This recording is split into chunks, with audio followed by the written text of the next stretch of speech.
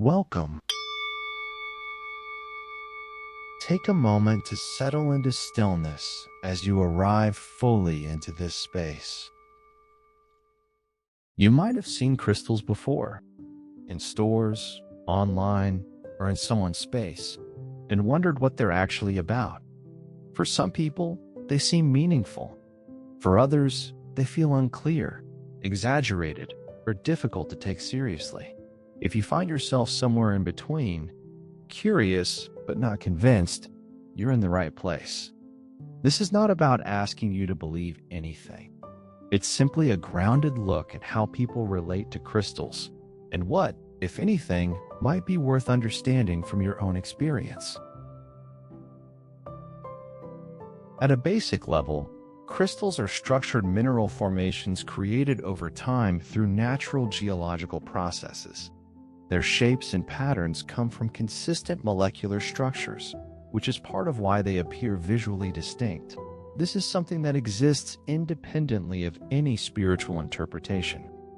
When people begin working with crystals, the starting point does not need to be belief. It can simply be awareness of what they are physically and visually.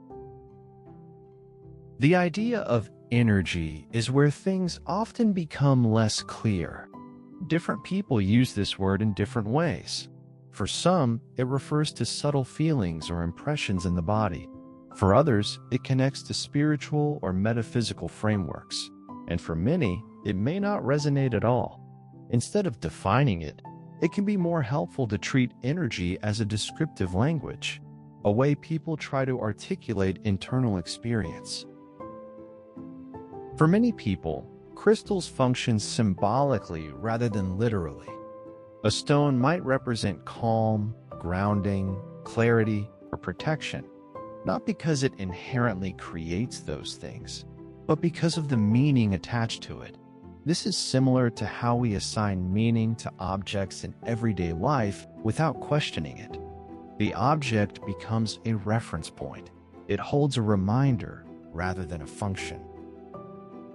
There can also be a somatic component to working with crystals. Holding an object, focusing attention, or slowing down in a quiet space can shift awareness toward the body. In this way, the experience may feel calming or grounding. This does not require the crystal to do anything in a measurable sense. The shift may come from attention, presence, and the act of pausing. For some individuals, the experience of working with crystals feels real and meaningful. This may be connected to expectation, attention, environment, or internal state. When the mind slows down and focuses, small sensations can become more noticeable. This can create a sense of connection or shift. Rather than confirming or dismissing this, it can simply be observed as part of human experience. A skeptical perspective does not require rejection. It can exist as curiosity without commitment. You might notice something, or you might not. Neither outcome needs to be interpreted as proof or failure. This approach allows space for direct experience without the need to define it. It also protects against adopting ideas that do not feel aligned. If someone chooses to work with crystals, it can be done simply and without structure. There is no requirement to select the right one or to follow a specific system. Some people choose based on appearance, texture, or how something feels in their hand. Others don't connect with them at all. Both are valid responses. There is no correct relationship to have here. We already assign meaning to objects in everyday life. A photograph, a piece of jewelry, or even a familiar space can influence how we feel. That influence does not come from the object alone, but from the association we hold with it. Crystals can function in a similar way for some people. They become a point of focus rather than a source of change. Discernment means staying connected to your own experience rather than adopting someone else's interpretation. If something feels supportive, you're free to explore it gently. If it does not resonate, there is nothing to fix or reconsider. This keeps the process grounded and self-led. It allows curiosity without dependency. As we come to a close, you might take a moment to notice how you feel right now. Has anything changed, even slightly, in your awareness or your body? There's no need to interpret or define it. Simply noticing can be enough. This is where understanding begins, an observation, not conclusion. As you bring your awareness back to the present moment, gently return to the space around you.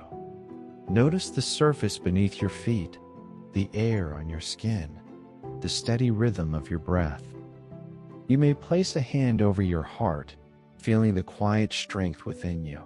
As you return to your day, remember that every step you take is felt by the earth. Your breath, your heartbeat, your presence, they matter.